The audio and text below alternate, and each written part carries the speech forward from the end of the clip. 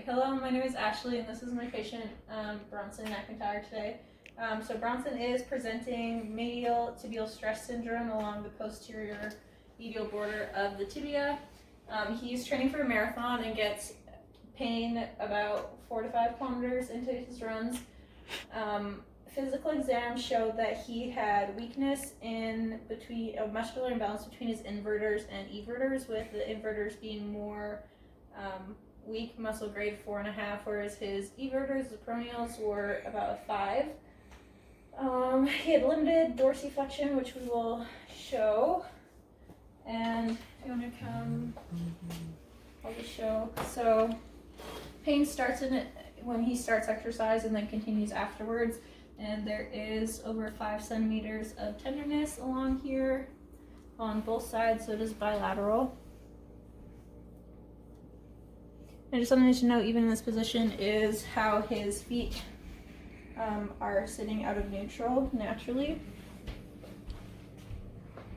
And then also gastrocnemius is what I'm assuming limited ankle dorsiflexion. So if you want to go like down. So if I bring find his talus and bring his ankle into neutral and then test his dorsiflexion, it just goes to about neutral.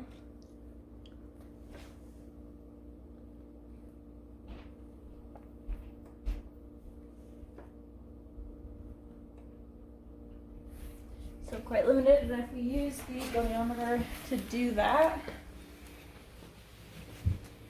we're going to place the fulcrum just under, the lateral malleolus, and then the stationary arm in line with the fibula, the shaft of the fibula, and then the movable arm in line with the calcaneus or the 5th metatarsal.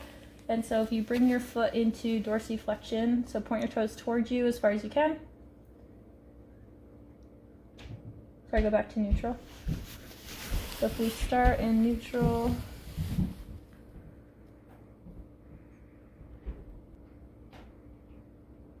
okay, and now try and bring it further. So we only have about 10 degrees. So the first thing we're going to do to address the ankle range of motion and flexibility, which is going to be into the proliferation phase of healing or remodeling for sure, because we don't want to stress the tissues before the tensile strength is developed, so we want that collagen to be formed. So for range of motion and flexibility, we're going to do static stretches with the resistance band. Actually, we're going to use a strap, will be better. And so if you want to take a sit on the floor, we're just going to have you in a long sit, and then you can use the band to wrap around your foot and then just pull. Just pull to get a stretch in that gastroc, and it should be, it could be a little bit uncomfortable, but it should not be painful. So have you do that, and we're going to hold for 15 to 20 seconds and repeat about 3 to 4 times.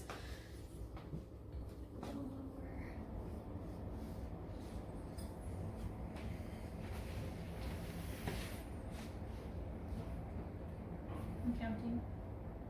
I'm counting? No, I'm counting.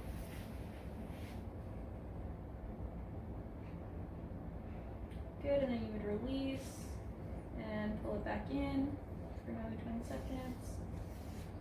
And try and keep your foot from that inverted position. Yeah, there.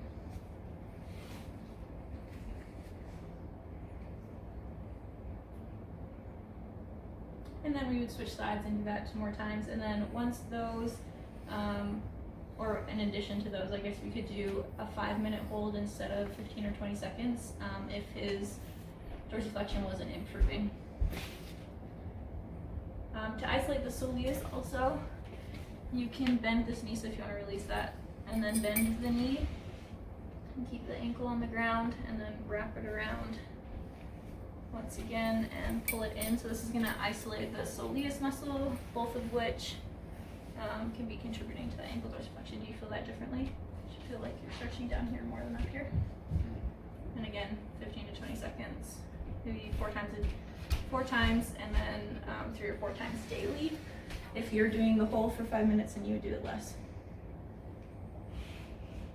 All right, and then once range of motion and flexibility is improved, we can move on to strengthening.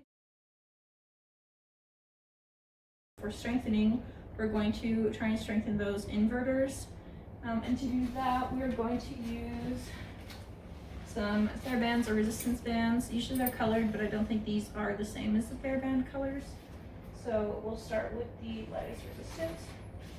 Use this one, have you come back and sit on the chair.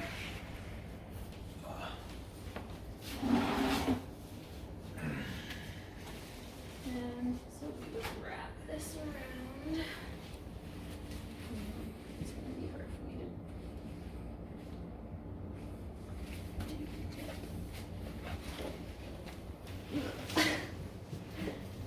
the inside of your foot, and then you're going to pull against me and and then slowly release. And we're gonna do this 10 times. Is that difficult? Try and be really controlled on the release as well, so controlling that E-centered, yeah.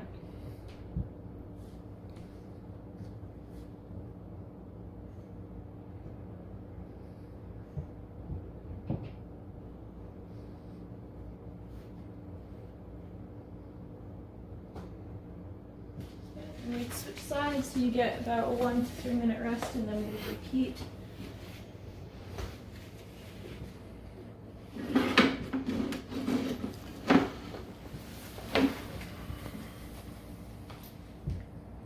And try and avoid any rotation in the knee, yeah, or in the hip.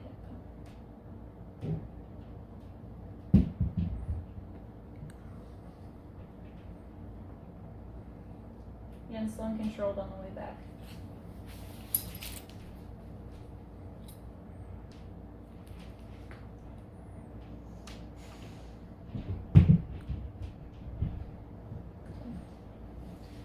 Alright, and we would do that 3 or 4 times as well, and then progress. For that, we're going to go into a one-leg stand. And so this is after any inflammation. Well, there hasn't been any inflammation the whole time. If there were inflammation, then we wouldn't be progressing into strengthening exercises, and we would be focused on doing that. And it also could be indicative of compartment syndrome instead of medial tibial stress syndrome. So we want to watch out for that. So once there's progression with the strengthening exercise, we're going to move on to proprioception. So if you want to stand. And we'll start with just one leg storage stand. So lifting, start with the left foot off the ground. And just holding again for 15 to 20 seconds. And if we wanted to add some balance into here to make it more of a proprioceptive exercise, I'm going to increase by coming up onto our toes. Really stress proprioceptive. Hold, and then go back down, sorry. So come up and go back down. And you can try and do that 2 times. That also will strengthen the gastrocnemius. You can try and control the motion. Okay, then switch sides. And so a contraindication for this would be if a patient came back to you and had pain or had swelling, or basically if the condition worsens at all, we would want to back off and go back down. Is that as many as you could do? Okay. And then another option for that would be standing for the agility portion, would be standing on one leg, so lift that, yep, and then just tossing the ball back and forth. And do that for about 30 seconds.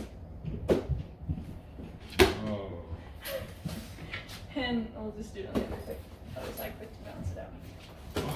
Oh, I mean, this is really good for adding the agility coordination piece, to be honest. on your toes. Some cognitive distraction.